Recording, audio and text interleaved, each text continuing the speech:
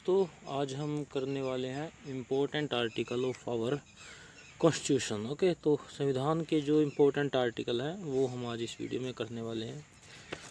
ये आर्टिकल से रिलेटेड कई बार क्वेश्चन पूछे गए हैं। आपको कोई भी एक दे देगा कि इसके बारे में किस आर्टिकल में बताया गया है। ओके, जैसे ही दे दे कि अबोलिशन ऑफ अनटचेबिलिटी, ओके, या फिर अबोलिशन ऑफ टाइटल, उपाधियों का अंत। ओके, तो ये जो है वो किस आर्टिकल में पूछा गया है, बताया गया है, तो ये सभी आपको दे देता है। ओके, और भी दूसरे जैसे कुछ भी पूछा जाए, इलेक्शन कमीशन है, इसका आर्टिकल बताओ जी कौन सा है, किस आर्टिकल में इसके बारे में बताया गया है। ओके, यूपीएससी है, किस आर्टिकल में है।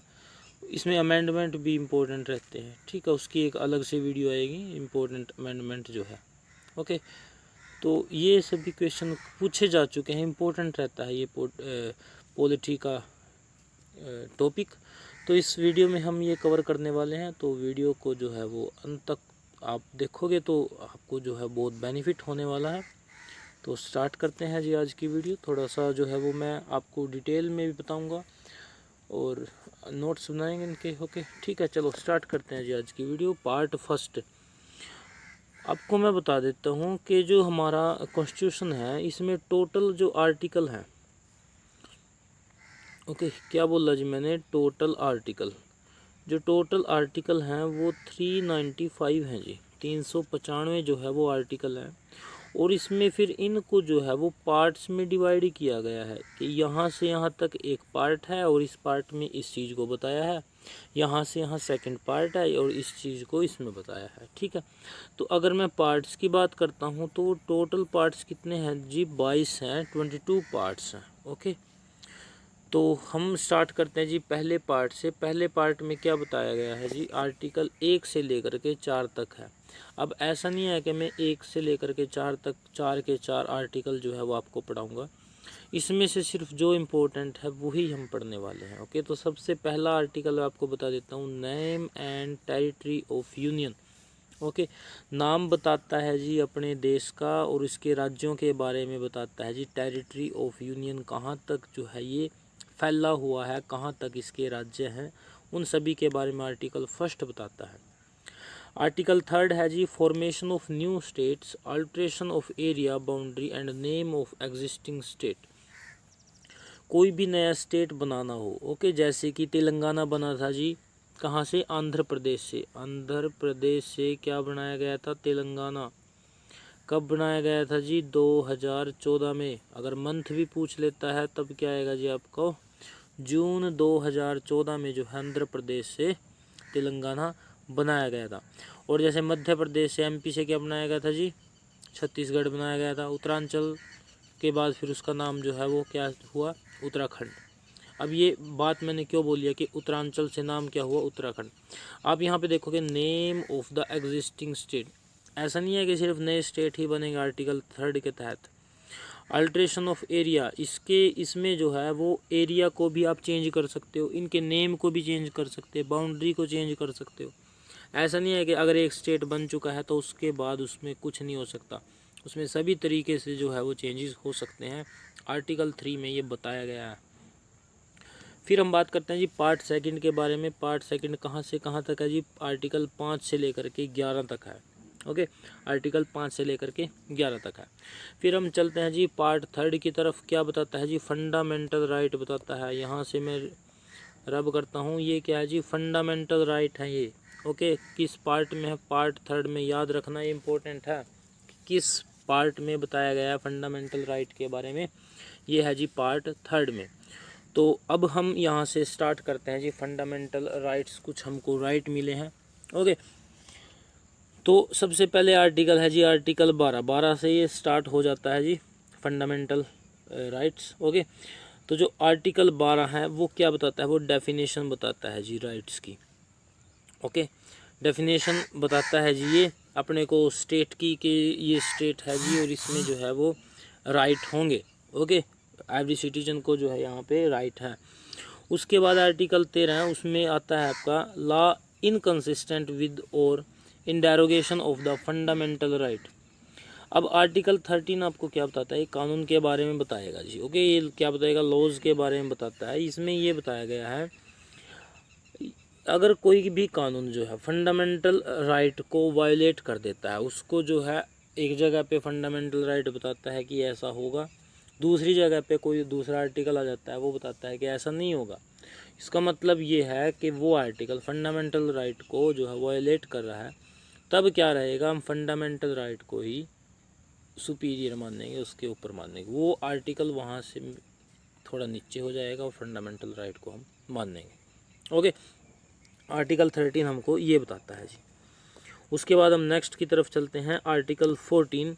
और जो आर्टिकल 14 है ये किस में आता है जी, अपने पास फंडामेंटल राइट है जी, राइट टू इक्वालिटी।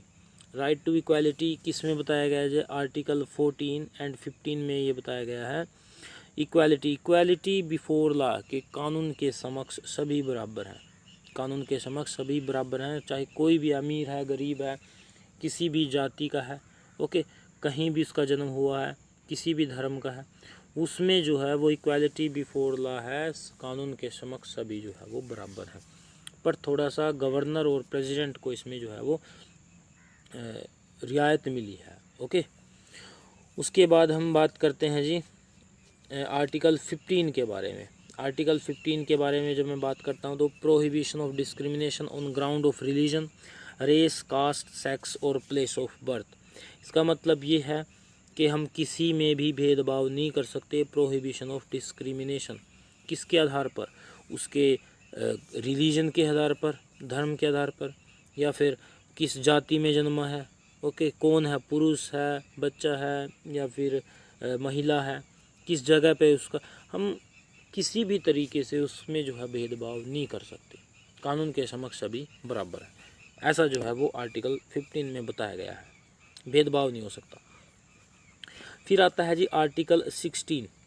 आर्टिकल 16 बताता है equality of opportunity in matter of public employment, कि सभी को जो है रोजगार के अगर अवसर मिलेंगे सभी को वो बराबर मिलेंगे। क्या बोला है जी, सभी को बराबर मिलेंगे। बट यहाँ पे आप देखोगे कि रिजर्वेशन भी मिलती है, तो उस समय उनको रियायत दी जाती है। किस किस को रियायत दी जाती है जी, ओबीसी, एससी, एसटी, इनको रियायत दी जाती है। और यहीं से फिर क्या आता है जी, रिजर्वेशन की हम बात करने लगते हैं। उसके बाद फिर 17 आता है जी article 17, abolition of untouchability. Okay, untouchability मतलब छुआछूत को जो है वो ख़त्म करने की बात की गई, अबोलिशन ऑफ अनटचेबिलिटी। छुआछूत का मतलब ये है, पहले ये बहुत ज़्यादा था कि मैं ऊंची जात का हूँ आप नीची जात के हो, ओके, तो वहाँ पे बहुत ज़्यादा जो है एक भेदभाव होता था, तो वह उसको ख़त्म करने के लिए आर्टिकल 17 है, अबोलिशन ऑफ अनटचेबिलिटी, याद रखना है। फिर 18 आता है जी अबोलिशन ऑफ टाइटल्स। ओके, जैसे ये उपाधियों का हम इसको बोल सकते हैं कि ख़त्म करना, उपाधियों को ख़त्म करना। उपाधि का मतलब है जैसे कोई भी व्यक्ति को हम पहले बोलते थे, कोई भी व्यक्ति जैसे महाराजाधिराज, महाराजाधिराज राज सिंह, ओके, कुछ भी ऐसा एक कोई भी नाम है, तो जैसे ये होता है ना कि उपाधियां हैं महाराजाधिराज, तो इससे ये लगेगा कि एक व्यक्ति तो इतना बड़ा उपाधि लिए हुए है और दूसरे को लगेगा कि वो बहुत ज़्यादा नीचे है, तो इस वजह से अबोलिशन ऑफ टाइटल्स जो है वो लागू किया गया है। फिर आता है जी आर्टिकल 19 के बारे में, और आर्टिकल 19 क्या बताता है जी, right to freedom. Right to freedom, freedom के बारे में किस आर्टिकल में बताया गया है जी, आर्टिकल 19 में। अब आर्टिकल 19 में बहुत सी फ्रीडम दी गई हैं जी। Article 19 1A, 19 1B, 1C, 1D, 1E, 1F, 1G, इन सभी के बारे में आपको भी यहाँ पे बताने वाला हूँ ये क्या क्या है। ओके, आर्टिकल 19 क्या बताता है जी, राइट टू फ्रीडम बताता है। और इसमें पहला 1A क्या बताता है, ये बोलता है जी कि बोलने की आज़ादी है आपको। किसकी आज़ादी है, बोलने की आज़ादी है। और उसी बोलने की आज़ादी में फिर क्या आ जाता है जी, मीडिया की आज़ादी आ जाती है। मीडिया भी तो बोलने का काम करती है, आवाज़ उठाने का काम करती है। तो 19 1A में क्या आ जाता है जी, मीडिया की आज़ादी आ जाती है। 1B, 19 1B में क्या आता है, शांतिपूर्ण तरीके से आप इकट्ठे हो सकते हो। 1B, 19 1B में शांतिपूर्ण तरीके से आप इकट्ठे हो सकते हो। ऐसा नहीं है कि आप इकट्ठे हो गए और वहाँ पे जो है वो किसी दूसरे को उसमें प्रॉब्लम आए। 1C, आप संघ बना सकते हो, यूनियन आप बना सकते हो। 1C 19(1)(c) 19(1)(d) क्या बताता है, पूरे इंडिया में आप घूम सकते हो, फ्रीडम है आपको। 1E क्या बताता है, 1E बताता है जी निवास की व्यवस्था, आप जो है निवास कर सकते हैं। ओके, फिर आता है जी 1F, इसको जो है वो हटा दिया है, ये राइट टू प्रॉपर्टी था, इसके बारे में आपको अभी बताने वाला हूँ। ओके, इसके बाद ही मैं बताऊँगा। फिर आता है जी 1G, अब ये 1G क्या है, ये है जी व्यापार की स्वतंत्रता, आप पूरे के पूरे इंडिया में कहीं पर भी व्यापार कर सकते हो। ओके, तो इस तरीके से जो है वो आर्टिकल 19 में बताया गया है। अभी मैंने बात की है जी आर्टिकल 19 1F के बारे में। देखो, आर्टिकल 19 1F बताता था जी right to property, right to property. तो इसको जो है वो 44th अमेंडमेंट के तहत 1978 में ख़त्म किया गया था जी। 1978 में मोरारजी देसाई जो थे उस समय प्रधानमंत्री थे, तो 1978 में 44वें संशोधन के तहत इसको ख़त्म किया गया था। और आर्टिकल 31 भी जो है वो प्रॉपर्टी से रिलेटेड था। तो इन दोनों को ख़त्म करके 300A में डाल दिया जाता है, 300A में इसको डाल दिया जाता है। ओके, तो ये आपको याद रखना है। तो 19 1F क्या बताता है, राइट टू प्रॉपर्टी। डायरेक्ट वैसे क्वेश्चन क्या बन सकता है कि राइट टू प्रॉपर्टी कब जो है वो ख़त्म हुआ था, ये हुआ था जी 1978 में। अगर अमेंडमेंट पूछ लेता है कि कब संविधान संशोधन कौन सा था, वो तो 44वां जो है संविधान संशोधन था। उसके बाद हम पढ़ने वाले हैं जी आर्टिकल 21। ओके, 19 पढ़ा था, उसके बाद 21 है।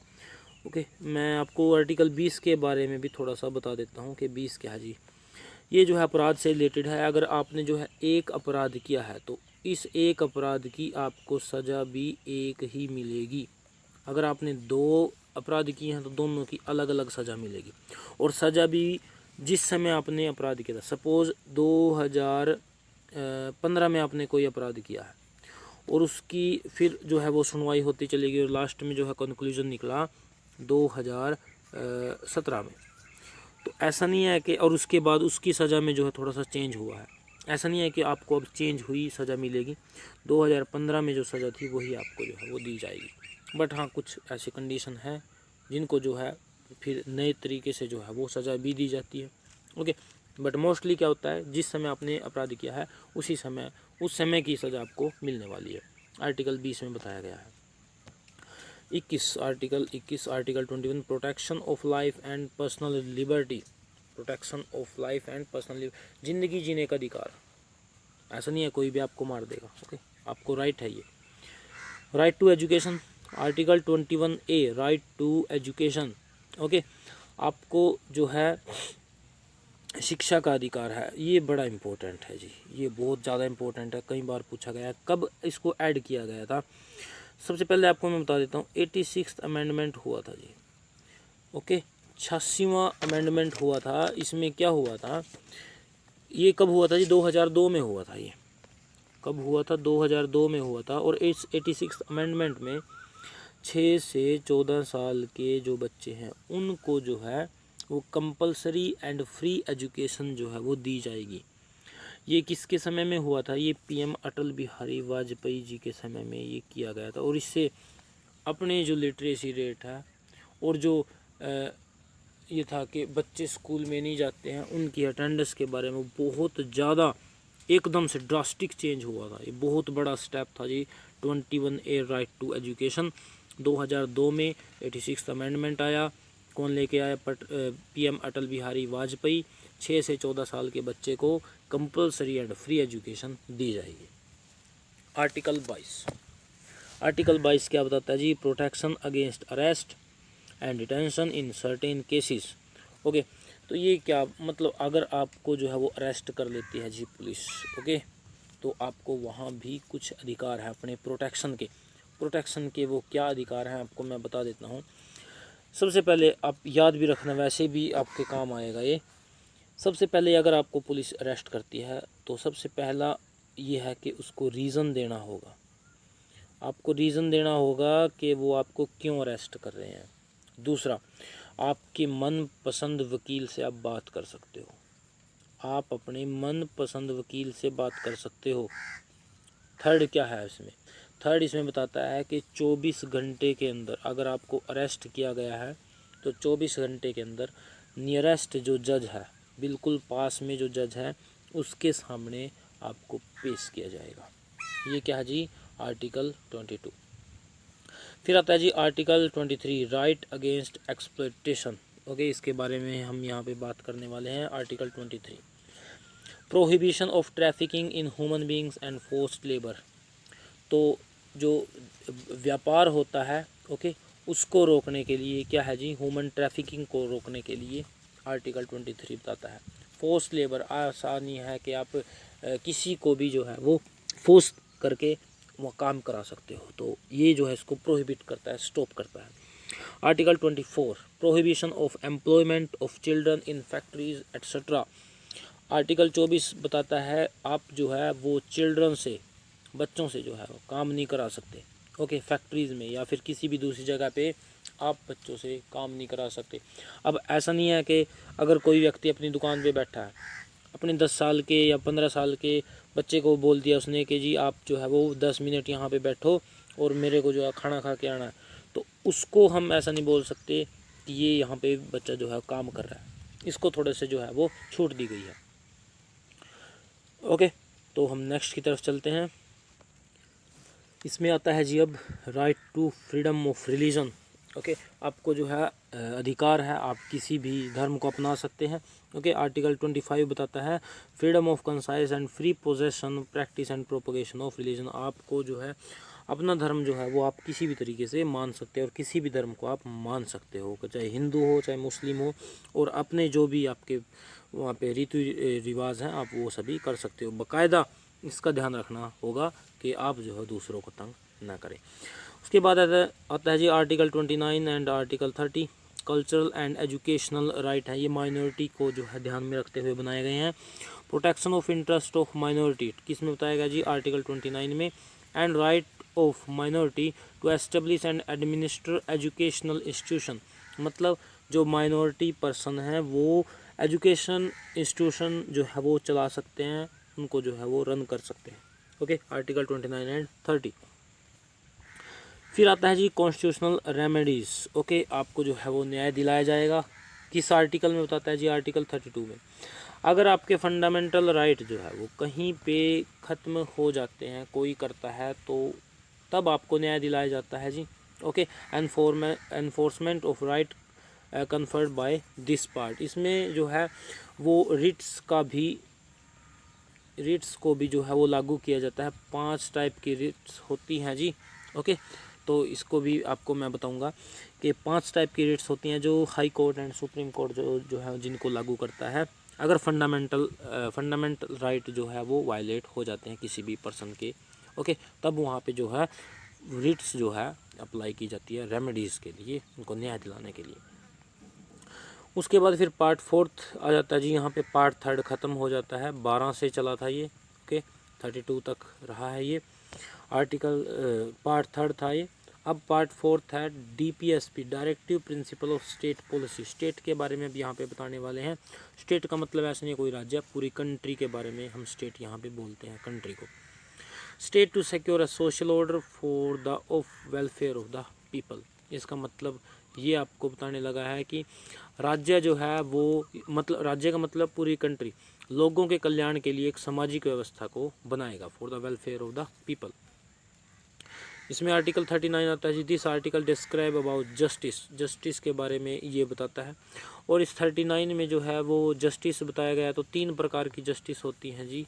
ओके, अपने इसमें प्रेम्बल में 3 प्रकार की जस्टिस हैं। ये है जी SEP। ओके, S का मतलब सोशल जस्टिस, E का मतलब है इकोनॉमिकल जस्टिस और P का मतलब है पॉलिटिकल जस्टिस। तो क्वेश्चन पूछ सकता है कि कितने टाइप की जस्टिस हैं जी, 3 टाइप की। किसमें बताई गई है जी, आर्टिकल 39 में। आर्टिकल 40 आता है जी, ऑर्गेनाइजेशन ऑफ विलेज पंचायतों का संगठन जो है आर्टिकल 40 बताता है। 73rd अमेंडमेंट हुआ था जी। ओके, आपको अमेंडमेंट में आप पता चलेगा कि वहाँ पे ग्राम पंचायतों के रिलेटेड है 73rd अमेंडमेंट।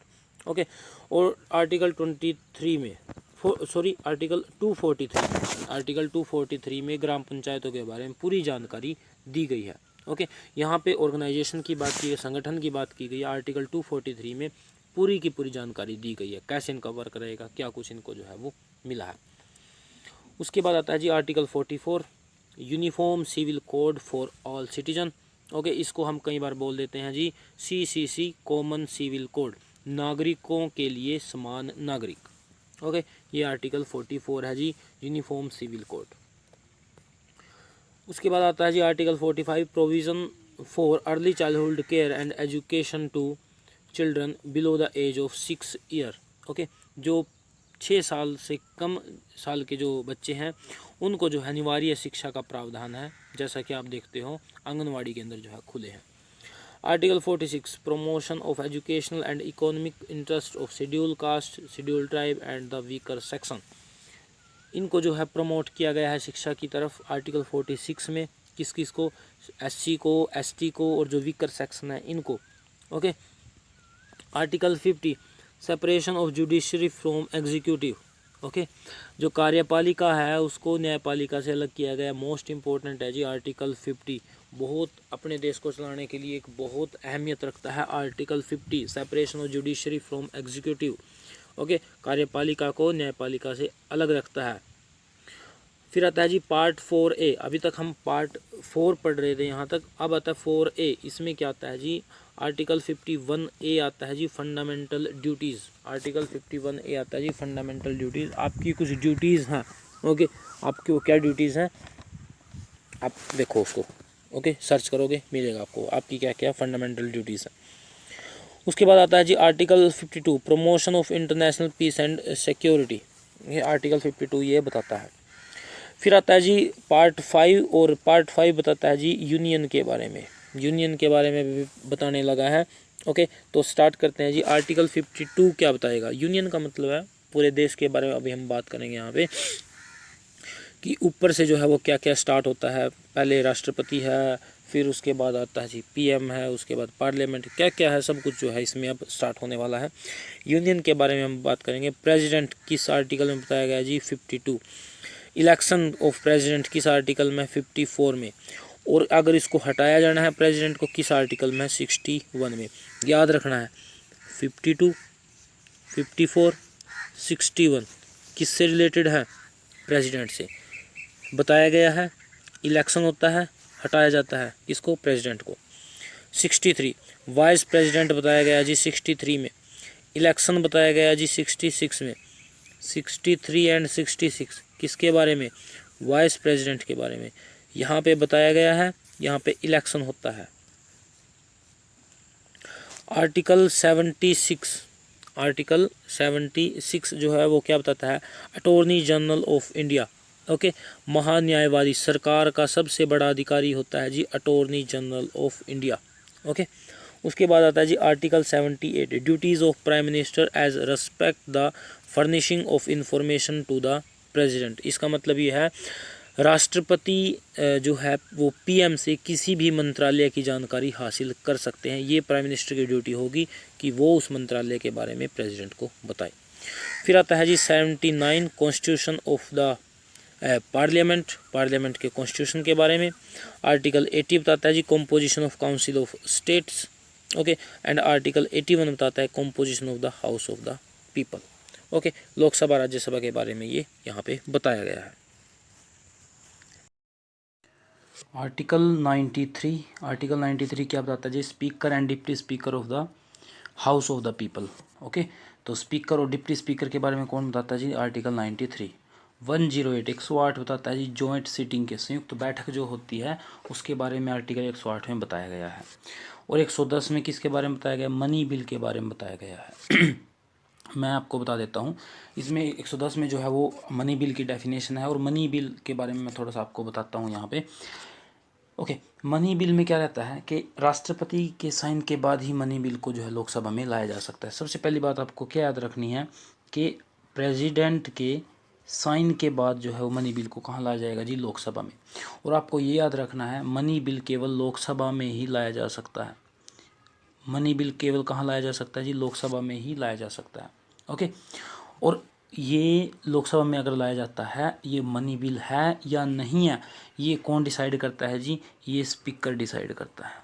ये कौन डिसाइड करता है जी? स्पीकर डिसाइड करते हैं। 3 चीज़ें आपको याद रखनी है। मनी बिल प्रेसिडेंट के साइन के बाद लोकसभा में लाया जाता है और लोकसभा में स्पीकर डिसाइड करता है whether it is a money bill और नॉट। ओके, तो ये सभी बात होती है जी मनी बिल के बारे में। अब लोकसभा में पारित होने के बाद जब ये जाता है राज्यसभा में, तो राज्यसभा के पास जो है वो 3 ऑप्शन हो जाते हैं जी। 3 ऑप्शन में क्या क्या है? सबसे पहले अगर मैं फर्स्ट की बात करता हूँ, या तो इसको आसानी से जो है वो पास करते हैं, वो कोई दिक्कत नहीं है जी, पास करो। दूसरा बात है, उसमें ये बात संशोधन की कर सकते हैं कि इसमें ये चीज़ नहीं है, ये थोड़ा ऐसे होना चाहिए थी, तो संशोधन की बात ये इसमें कर सकते हैं, अमेंडमेंट की बात कर सकते हैं।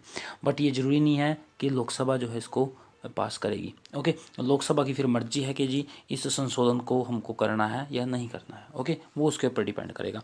और अगर मैं थर्ड की बात कर लेता हूँ, तो तीसरा ये सोचते हैं कि जी हम इसको अपने पास रख लेते हैं, ना कोई भी रिएक्शन नहीं देते हैं, तो इसका मतलब ये रहेगा कि 14 दिन के बाद ये ऑटोमेटिकली पास हो जाएगा। अगर राज्यसभा मनी बिल को अपने पास रख लेती है, कोई भी रिएक्शन नहीं देती है, ना हाँ का ना का, उसमें क्या होता है 14 दिन बाद वो अपने आप ही जो है वो पास माना जाएगा। ये इंपॉर्टेंट रहेगा जी थर्ड इसमें। ओके, ये जरूर याद रखना। 110 आर्टिकल किसके बताता है जी? मनी बिल के। 112 बजट के बारे में बताता है जी। Okay, 123 power of president to promulgate ordinance during the recess of the parliament. Okay, राष्ट्रपति के पास क्या पावर होती है जी? अध्यादेश पास करने की जो है वो अध्यादेश देने की जो है वो शक्ति होती है, पावर होती है उस समय, जिस समय जो है वो पार्लियामेंट फंक्शन में नहीं होती है। तो वहाँ पे अगर कोई ज़रूरी कानून की ज़रूरत पड़ जाती है, तो वहाँ पे फिर कौन देता है जी ऑर्डिनेंस, अध्यादेश कौन देता है? प्रेसिडेंट। सेम रहता है जी स्टेट में, ये आर्टिकल होता है जी 213। स्टेट में ऑर्डिनेंस कौन पास करता है जी, कौन देता है जी? ये होता है गवर्नर। और आर्टिकल 213 इसके बारे में बताता है। ओके, अध्यादेश बताता है जी। 123 एंड 213 ये याद रखना है, ये एक दूसरे से रिलेटेड है। ओके, 123 में प्रेसिडेंट के पास है ऑर्डिनेंस की पावर, और 213 में गवर्नर के पास है। उसके बाद फिर आता है जी 124। 124 में है सुप्रीम कोर्ट, और 214 में है हाई कोर्ट। ये दोनों एक साथ मैंने यहाँ पे जानबूझ के लिखी है। 124 आपको याद रखना है सुप्रीम कोर्ट के बारे में, और 214 आपको याद रखना है हाई कोर्ट के बारे में। Article 143 lawyer of president to consult supreme court जो है, अगर मैं बात करता हूँ प्रेसिडेंट की, तो जो प्रेसिडेंट है वो सुप्रीम कोर्ट से परामर्श करने की जो है शक्ति प्रेसिडेंट के पास होती है। उसके बाद आता है जी 148, ये इम्पोर्टेंट है, बड़ा इम्पोर्टेंट है। 148 CAG controller auditor general of India. Okay, controller auditor general of India नियंत्रक और महालेखा परीक्षक होता है जी ये। 148 में बताया गया, डायरेक्ट क्वेश्चन पूछा गया है जी कि कैग के बारे में किस आर्टिकल में बताया गया है? 148 एंड 149 इसकी ड्यूटीज़ एंड पावर होती हैं कैग की, कंट्रोलर ऑडिटर जनरल। उसके बाद हम बात करते हैं, अब तक हमने बात की जी पार्ट 5 की यूनियन के बारे में था। पार्ट 6 की बात करते हैं जो स्टेट के बारे में है। स्टेट के बारे में आर्टिकल 152 से 237 तक है। कहाँ से कहाँ तक है जी? 152 से लेकर के 237 तक है। The government at the state level, executive, state legislature, high court and subordinate court, ये सब होता है जी स्टेट में। ओके, तो हम बात करते हैं जी 163 आर्टिकल की। There shall be a council of minister with the chief minister at the head to aid and advise the governor in the exercise of his function। ये बताता है कि गवर्नर को सलाह देने के लिए कौन होता है? जिसके पास मंत्री परिषद होता है, और मंत्री परिषद का हेड कौन होता है जी? Chief minister. ये याद रखना है आर्टिकल 163। और सेम चीज़ होती है जी यूनियन में, जहाँ पे प्रेसिडेंट के पास मंत्री परिषद होता है सलाह के लिए, विचार विमर्श के लिए। वो कौन से आर्टिकल में बताया गया जी? आर्टिकल 74। Article 63 and article 74। 74 है यूनियन में, मतलब के सेंटर में, और 163 है जी आर्टिकल स्टेट में। स्टेट में क्या रहेगा? गवर्नर के पास कौन रहेगा? CM रहेगा, और 74 में प्रेसिडेंट के पास कौन रहेगा? PM रहेगा। 165 advocate general of state. Advocate general of state जैसे कि पूरे के पूरे इंडिया का अटॉर्नी जनरल ऑफ इंडिया होता है, आर्टिकल 76। तो ये दोनों आपस में रिलेटेड हैं, 165 and 76। Okay, advocate general of state and 76 क्या था जी, अटॉर्नी जनरल ऑफ इंडिया। उसके बाद हम बात करते हैं 167 के बारे में, chief minister's duty to communicate to the governor all the decision of the council of ministers relating to the administration and proposal for legislation। के चीफ मिनिस्टर की ये ड्यूटी होती है कि राज्यपाल को, अगर राज्यपाल किसी भी मंत्रालय के बारे में पूछता है तो उसको जो है वो जानकारी देना उसकी ड्यूटी होती है। किस आर्टिकल में है जी, 167 में। और यही सेम काम किसको होता है जी, पीएम का भी होता है। किसके रिगार्डिंग, प्रेसिडेंट के रिगार्डिंग। 78 आर्टिकल 78 में सेम था कि पीएम जो है वो मंत्रालय की जानकारी देगा किसको, प्रेसिडेंट को। 168 आर्टिकल 168 में है constitution of legislature in the state. Okay, उसके बाद 169 अबोलिशन और creation of legislative council in the state. Legislative council है ये विधान परिषद। विधान परिषद किसी राज्य में बनाई जाएगी या नहीं बनाई जाएगी, इसके बारे में बताता है जी 169। 170 बताता है जी composition of legislative assembly in the state. विधानसभा की संरचना कहाँ बताता है जी, 170 और 171 बताता है जी विधान परिषद की संरचना। ये आपको जो है वो कन्फ्यूज़न नहीं होना है 169 और 171 में। 169 बताएगा कि किसी भी राज्य में विधान परिषद आ सकती है या नहीं, ओके, क्रिएशन या अबोलिशन। 171 बताता है जी इसकी संरचना, अगर होगी तो किस टाइप से होगी, ओके। उसके बाद हम बात करते हैं article 213, article 213 power of governor to promulgate ordinance. Okay, आपको बता दिया था पीएम और इसके गवर्नर के बारे में, जब ये अध्यादेश जो है वो जारी करते हैं। आर्टिकल 213 किसके पास पावर होती है जी, गवर्नर के पास अध्यादेश जारी करने की। सेम था किसके बारे में जी, 123 ऑर्डिनेंस बाय प्रेसिडेंट। अब बात करता हूँ आर्टिकल 214 की, हाई कोर्ट रहेगा स्टेट के बारे में, और 124 क्या था जी, सुप्रीम कोर्ट रहेगा पूरे की पूरी कंट्री के बारे में। Article 226 power of high court to issue certain writs. अपने को पता है 5 रिट्स होती हैं, तो हाई कोर्ट को ये अथॉरिटी है, पावर है कि वो रिट्स जो है वो इशू कर सकता है। सेम सुप्रीम कोर्ट को भी है। वो आर्टिकल किसके कहाँ पे है, आर्टिकल 32। तो 226 और 32 जो है वो आपस में रिलेटेड है। उसके बाद फिर 8th पार्ट आता है जी 239 से 241 तक, यूनियन टेरिटरी के बारे में। यूनियन टेरिटरी में एक आर्टिकल आता है जी 239 AA और 239 AA। ये इसमें क्या आता है, स्पेशल प्रोविज़न रहता है जी दिल्ली के रिगार्डिंग, ये याद रखना है 239 AA। उसके बाद आर्टिकल 9 पार्ट 9 आता है जी 243 से 243 O तक, किसके बारे में बताया गया है जी, पंचायत के। याद रखना किस पार्ट में, 9th पार्ट में। और अगर 243B की बात करता हूँ तो यहाँ पे पंचायत का जो है वो संरचना बताई गई है, ओके। और 249 में क्या बताया गया है जी, article 249 empowers the parliament to legislate with respect to a matter in the state list in the.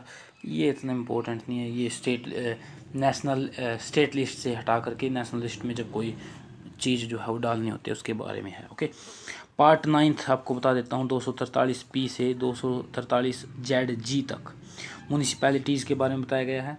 Part B में किसके बारे में बताया गया है, कोऑपरेटिव सोसाइटी के बारे में बताया गया है, ओके।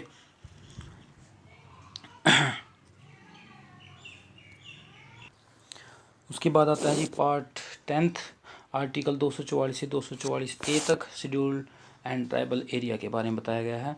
11th आर्टिकल आता है जी 245 से 263 तक, relation between the union and the state के बीच में जो रिलेशन रहेंगे इसमें बताया गया है। अब इसमें 262 देख लेते हैं, article 262, okay. Dispute relating to water of inter state river और रिवर वैली, मतलब दो राज्यों के बीच में जो पानी के ऊपर जो है वो डिस्प्यूट रहता है, वो किस आर्टिकल में बताया गया है जी, आर्टिकल 262 में।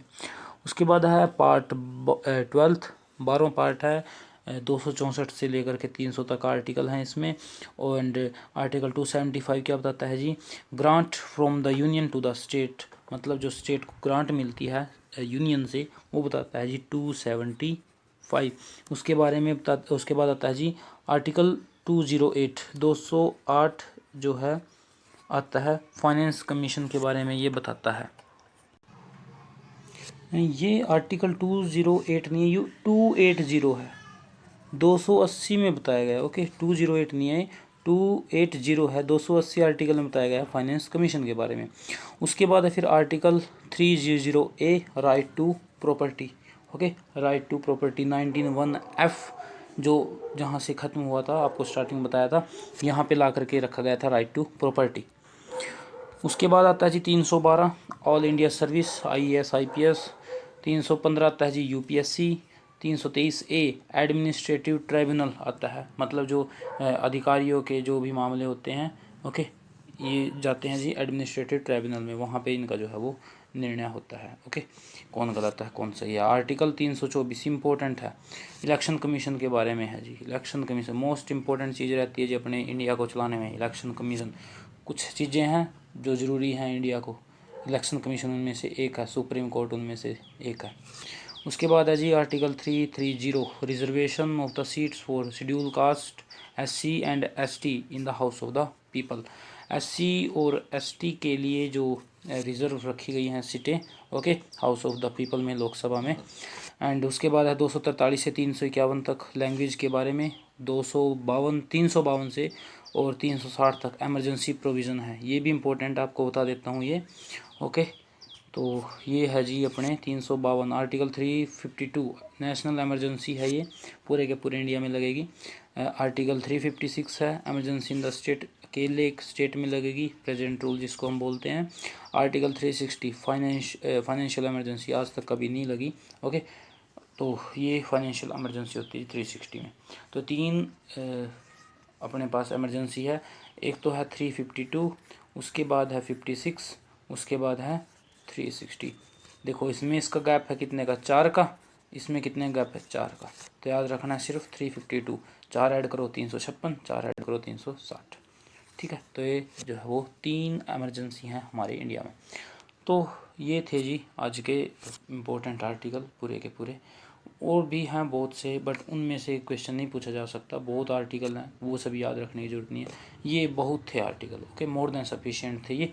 इनको याद रखोगे तो ज़रूर जो है वो अगर क्वेश्चन आता है आर्टिकल से रिलेटेड आप कवर कर पाओगे। Thank you. अगर वीडियो अच्छी लगती है तो ओके, तो मिलते हैं नेक्स्ट वीडियो में।